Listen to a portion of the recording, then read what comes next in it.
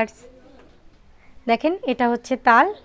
আপনারা তো অনেক ধরনের রোল খেয়ে থাকেন, কিন্তু আজ আমি এই তাল দিয়ে আপনাদের রোল তৈরি করে দেখাবো। তো দেখেন আমি কিভাবে এই রোল তৈরি করি।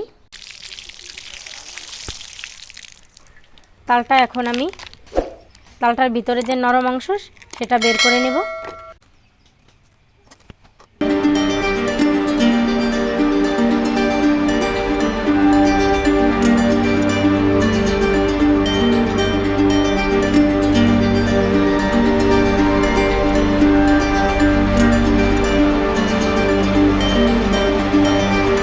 তালটা রেডি হয়ে গেছে, এখন আমি তালটা মেখে নেব।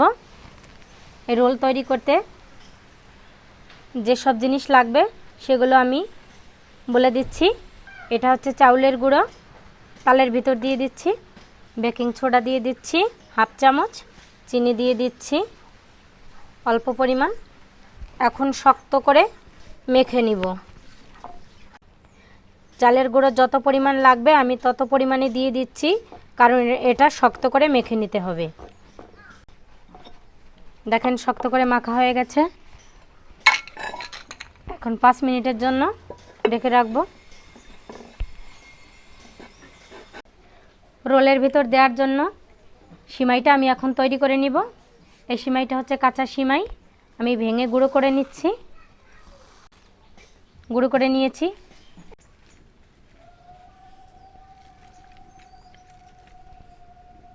ঘি দিয়ে দিচ্ছি 1 চামচ।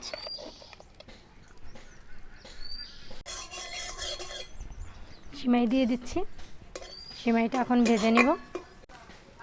ভিতরে চিনি দিয়ে দিচ্ছি। এখন হালকা লালচে করে ভেজে নিব। ভিতরে একটা এলাচ ফাটিয়ে দিচ্ছি, কিছু কিশমিশ দিয়ে দিচ্ছি।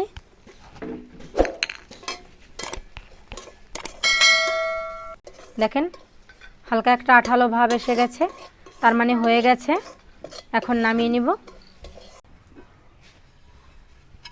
দেখেন কতটা ফুলে গেছে। এখন রোলগুলো তৈরি করে নিব।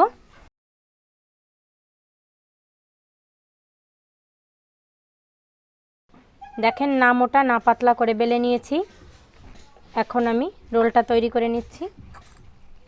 ভিতরে ভেজে রাখা সিমাইগুলো দিয়ে দিচ্ছি। এভাবে মাঝ বরাবর দিতে হবে, লম্বা করে।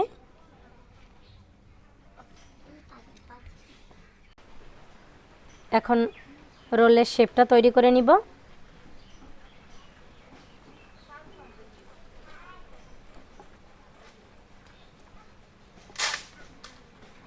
এখন আমি এক এক করে এভাবে রোলগুলো তৈরি করে নিব।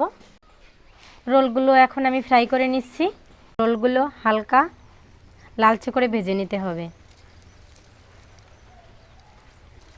হালকা লালচে করে ভেজে নিয়েছি। রোলগুলো নামিয়ে নিচ্ছি। বাকিগুলো এক এক করে ভেজে নিব।